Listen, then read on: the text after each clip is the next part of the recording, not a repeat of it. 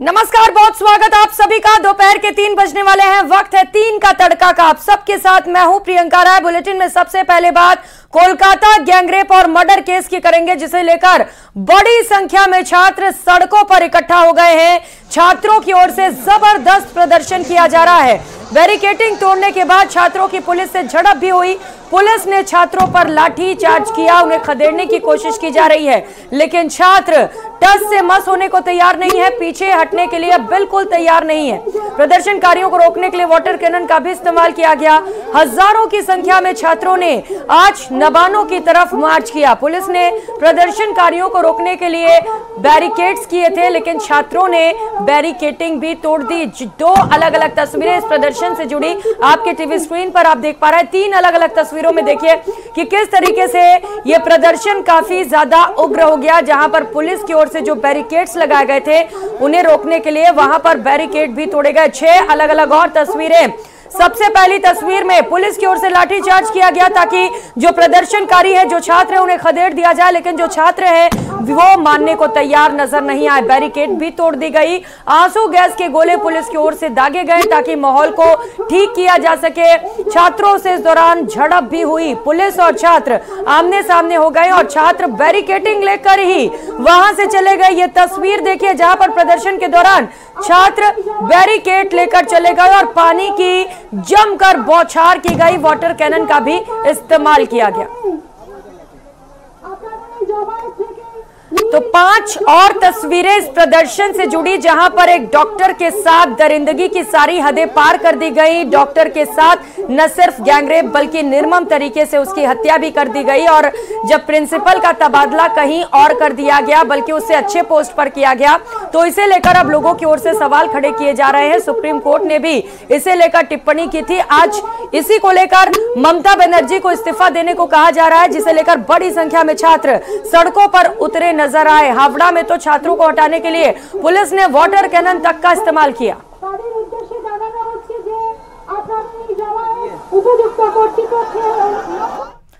और नोएडा के सेक्टर 72 से खबर है, जहां पर कार पार्किंग को लेकर 2 पक्षों में जमकर मारपीट हो गई। दोनों पक्षों में काफी देर तक लाठी और डंडे चलते रहे। बैट से भी वार किया गया। एक पक्ष के लोगों ने तो बैट से दूसरे की कार में ही तोड़फोड़ कर डाली। मारपीट का वीडियो सोशल मीडिया पर वायरल हो रहा है, जिसमें कुछ महिलाएं भी मारपीट करती हुई नजर आ रही हैं। झगड़े में दोनों ही पक्षों के कई लोगों को चोटें आई हैं। पुलिस ने दोनों पक्षों की शिकायत पर केस दर्ज कर 4 लोगों को गिरफ्तार कर लिया है। तो 2 पक्षों में जमकर मारपीट हुई। किसी ने इस पूरे घटनाक्रम का वीडियो शूट कर लिया है और अब तेजी के साथ ये वीडियो वायरल हो रहा है। इस मारपीट में न सिर्फ पुरुष बल्कि महिलाएं भी शामिल हैं।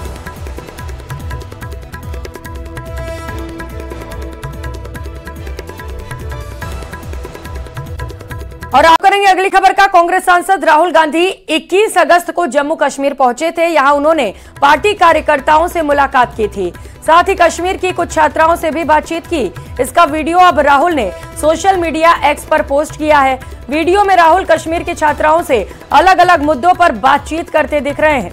इस दौरान एक स्टूडेंट ने उनसे शादी से जुड़ा सवाल पूछ लिया। छात्रा ने पूछा, राहुल जी आप शादी कब करेंगे? राहुल गांधी ने कहा, अभी कोई प्लानिंग नहीं, होती है तो ठीक है। मैं पिछले 20 से 30 सालों से अब शादी के इस दबाव से बाहर आ चुका हूं। तो ये वीडियो खुद राहुल गांधी ने शेयर किया है, जहां पर एक बार फिर से राहुल गांधी से शादी को लेकर सवाल पूछा गया है। और ये पहला मामला नहीं है, पहली बार नहीं है जब राहुल गांधी से शादी को लेकर सवाल किए गए। उससे पहले भी कई बार ऐसा हो चुका है जब राहुल गांधी से ये पूछा गया है कि वो आखिर शादी कब करेंगे। हालांकि इस बार उन्होंने कह दिया कि अब उनके ऊपर कोई प्रेशर नहीं है, उन्होंने इसे लेकर सोचना बंद कर दिया है। Oh, I don't want to get married anytime soon. Are you talking about the society or a person? She's trying to get me into trouble. So, What do you think about marriage? What are your thoughts? Pressure. I've outlasted that pressure for 20-30 years. Do you But I plan? think it's a good thing. Do you plan on getting married? Yeah, I mean, I don't plan it, but if it happens so to please do invite us that day. Beawar के जवाजा से बड़ी खबर मिल रही है, जहां पर jewellers की दुकान में सेंधमारी की गई। दीवार तोड़कर बदमाश अंदर घुस गए। तकरीबन 3 लाख की ज्वेलरी पर हाथ साफ किया गया है। पीड़ित ने जवाजा थाने में से लेकर शिकायत दर्ज कराई है और पुलिस से ठोस कार्रवाई की मांग की जा रही है। ये तस्वीर देखिए जहां पर बदमाश दुकान में सेंधमारी कर अंदर घुसे और यहां से जो ज्वेलरी थे उसे ले उड़े हैं। अब इसे लेकर शिकायत दर्ज कराई गई है। हालांकि पुलिस की ओर से पूरे मामले पर तफ्तीश शुरू कर दी गई है। दो अलग अलग तस्वीरों में देखिए कैसे सेंधमारी की गई। इसके बाद ज्वेलरी के शॉप में जो बदमाश थे वो अंदर घुसते हैं और यहां पर लूटपाट करते हैं और फिर फरार हो जाते हैं।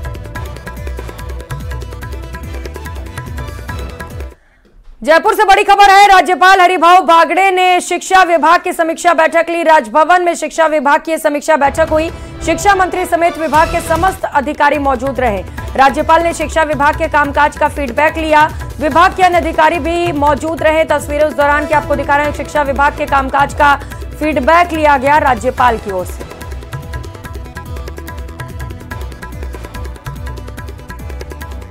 तो जयपुर से ये बड़ी खबर आपको बता रहे हैं जहां पर राज्यपाल हरिभाऊ बागड़े ने शिक्षा विभाग की बैठक ली। खबर गुजरात से है जहां पर बारिश लोगों के लिए कहर बनकर बरसी। तेज बारिश के बाद गुजरात के कई शहर पानी में डूब गए। सड़कें पानी में डूब गई। लोगों के घरों में पानी घुस गया। कई जगह तो पूरी की पूरी बस्ती पानी में डूबी नजर आई। बारिश के बाद गुजरात में बाढ़ जैसे हालात बन गए। मौसम विभाग ने गुजरात के कई इलाकों में 5 दिन के लिए भारी बारिश का अलर्ट जारी किया है। गुजरात में बारिश के बाद आज सभी प्राइमरी स्कूल की छुट्टियां कर दी गई हैं, जबकि बाढ़ और बारिश से गुजरात में 3 लोगों की मौत हो चुकी है। कई जगह पर प्रशासन की तरफ से रेस्क्यू कर लोगों को सुरक्षित ठिकाने पर भी भेजा गया है। तो राजकोट, वडोदरा और इसके साथ साथ डैम से भी तस्वीरें हैं। पे वो एरिया में ढूंढने लग गया कि कोई लूटपाट करके उसको कोई मारपीट करके वहाँ कहीं पटक लिया होगा। तो वहाँ पूरा सर्वे किया, वहाँ कोई नहीं मिला। फिर हमारे बैक ऑफिस में एडिशनल सीपी क्राइम ने टेक्निकल एनालिसिस और सर्वेलेंस का, बाकी जो इलेक्ट्रॉनिक सर्वेलेंस का काम शुरू किया। इस बीच में दिनांक 20 तारीख को सबसे पहले कॉल आया है। वो विक्टिम का फोन आया कि आपका बच्चा जो है हमारा कब्जे में है और आपको उसको सुरक्षित चाहें तो हमें 20 लाख का फिरौती चाहिए। ये कॉल मैच्योर हो गया मथुरा से और उसके अगले रोज फिर कॉल आ गया। वो कॉल भी सेम फिरौती का मांग का था, उसको छोड़ने के लिए इतना पैसा चाहिए। और वो कॉल मैच्योर हुआ था देहरादून से। उसमें ये कहा गया कि अच्छा, इसके बाद अगले रोज 22 तारीख को तीसरी बार कॉल गया।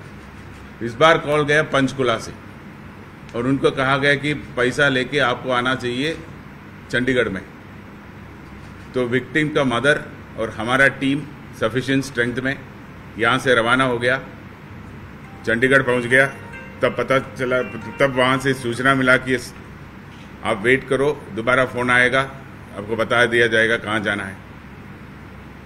उन्होंने, हमें बाद में पता चला कि ये उसका शायद फर्स्ट किडनैपिंग का एक्ट था। तो उन्होंने ऐसा एक टेरेन चूज़ किया, उनके हिसाब से सही था, हमारे हिसाब से भी सही था पकड़ने के लिए, क्योंकि वहाँ इतना आबादी नहीं था।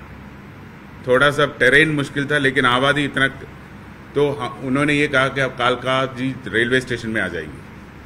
कालका जी रेलवे स्टेशन से जो कालका शिमला जो टॉय ट्रेन जाता है उसका आखिरी डिब्बे में बैठने के लिए कहा, पैसा लेके, और आपको सूचना मिलते रहेंगे क्या करना है। तो हमारा टीम इसको मॉनिटर कर रहा था।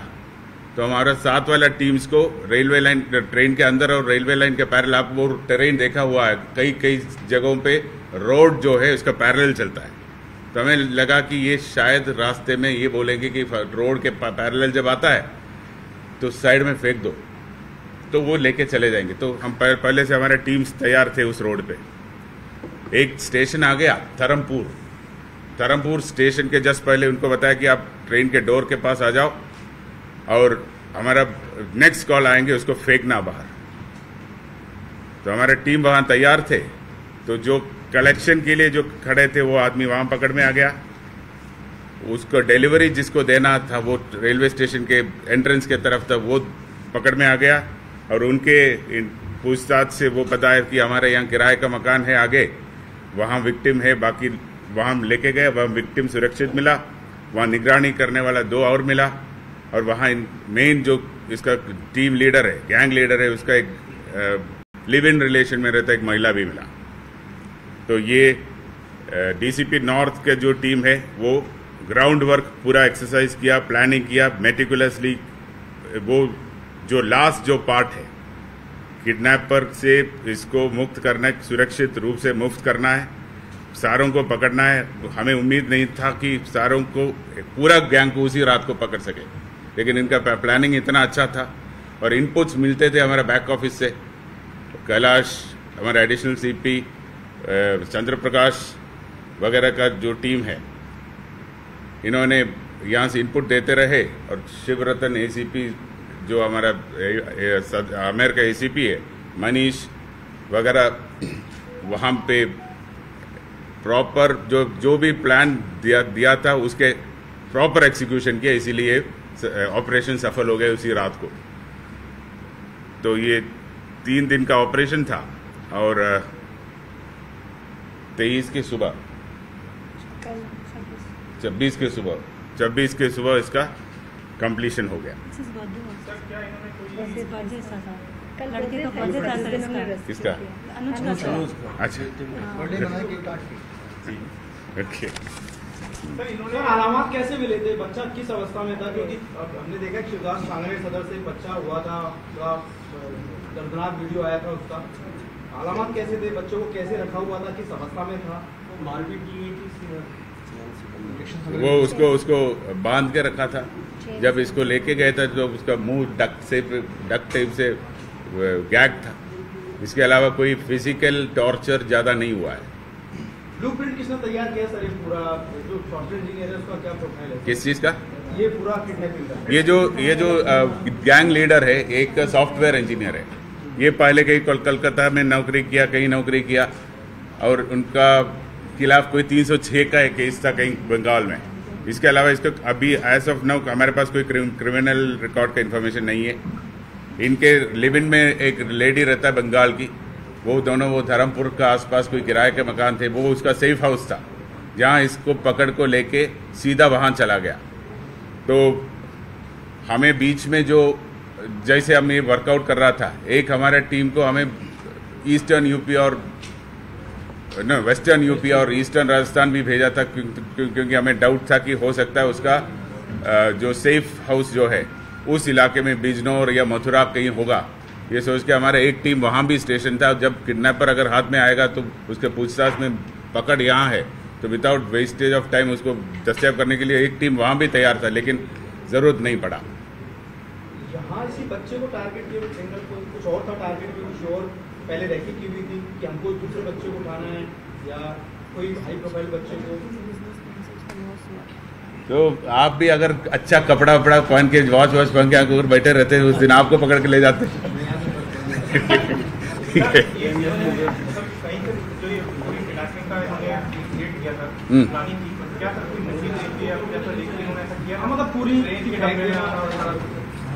वो तो अभी तो उसको पता कर लेंगे। अभी एज ऑफ नाउ हमारा जानकारी ये कि इसका फर्स्ट किडनैपिंग है। अगर ये सीजेंड क्रिमिनल होता है, कोई हाई डेंसिटी पॉपुलेशन वाला इलाके में ले जाएंगे, उसको ढूंढना मुश्किल होता है। ये इन्होंने सोचा होगा, इनका जो सेफ हाउस भी उसी एरिया में थे, टेरेन भी पुलिस के लिए मुश्किल है, पहाड़ी एरिया है, तो इन्होंने ये सोच के किया होगा। लेकिन हमारा टेक्निकल इनपुट्स पिन पॉइंटेड था, और जो इनपुट्स मिलते रहा, जो फील्ड जो टीम था वो तत्काल एक्ट किया, इसीलिए ये ऑपरेशन सक्सेसफुल हो गया। मास्टरमाइंड है वो, हाईली एजुकेशन, वो सॉफ्टवेयर इंजीनियर है।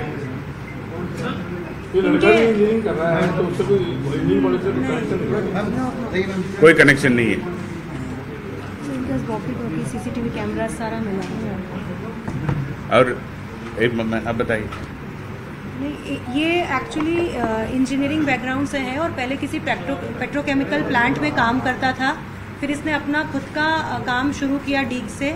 ऑयल मिल थी इसकी कोई, उसमें उसको नुकसान हुआ और उस नुकसान की भरपाई करने के लिए इसने ये प्लान बनाया कि मैं किडनैपिंग करूँगा। और इसके घर पे इसने सीसीटीवी कैमरे भी लगाए हुए थे, क्योंकि जब हम इनसे फुटेज मांगते थे या लड़का सही है कि नहीं हम पूछते थे, तो ये उस सीसीटीवी फुटेज की ही हमें फोटोज भेजता था। तो हमें बीच बीच में ऐसा भी लगता था कि बहुत कोई प्रोफेशनल गैंग है, कि इन्होंने पहले से सीसीटीवी फुटेज के अंडर इसको रखा हुआ है। तो काफ़ी वॉकी टॉकी और टेक्नोलॉजिकल गैजेट्स भी इसके पास से मिले हैं।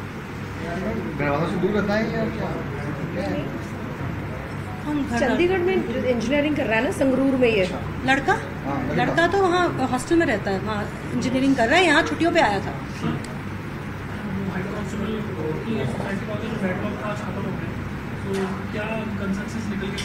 तो बाद में इसके साथ अलग से बता दूंगा।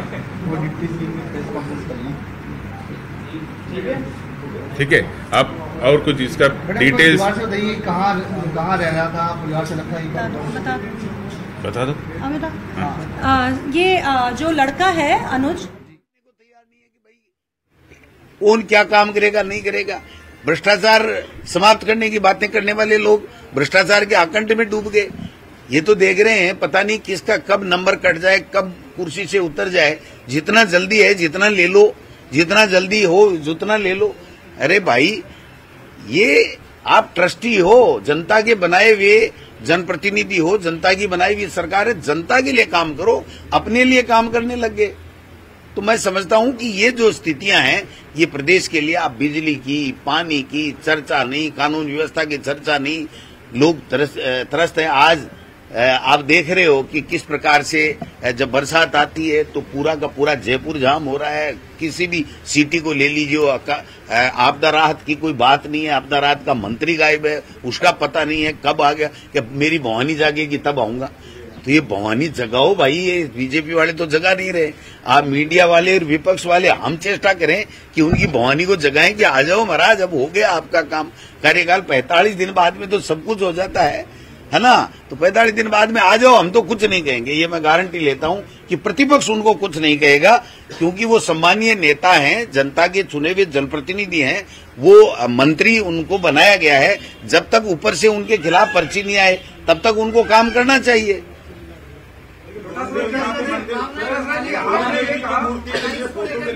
आप पर आरोप लगा रहे हैं कि आपने भगवान का अपमान किया है। वो पूरा मेरा पढ़ाई नहीं।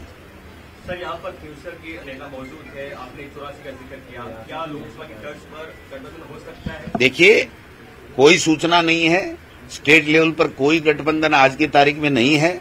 लेकिन मैं ये कहना चाहता हूं, हम हमारी तैयारी कर रहे हैं। हम 6 जगह चुनाव लड़ें, ये हमारी तैयारी के लिए हम लोग कवायद कर रहे हैं। बाकी जो गठबंधन के फैसले होते हैं, वो गठबंधन पार्टी आलाकमान करता है, वो चाहे लोकसभा हो चाहे वो विधानसभा हो। तो गठबंधन का फैसला पार्टी आलाकमान करेगा तो उसको हम मानेंगे, नहीं तो हम हमारी तैयारी 6 जगह हम कांग्रेस पार्टी का उम्मीदवार उतार करके उसको जिताएं, इस बात में हमारी तरफ से हम कोशिश कर रहे हैं। आपने ये कहा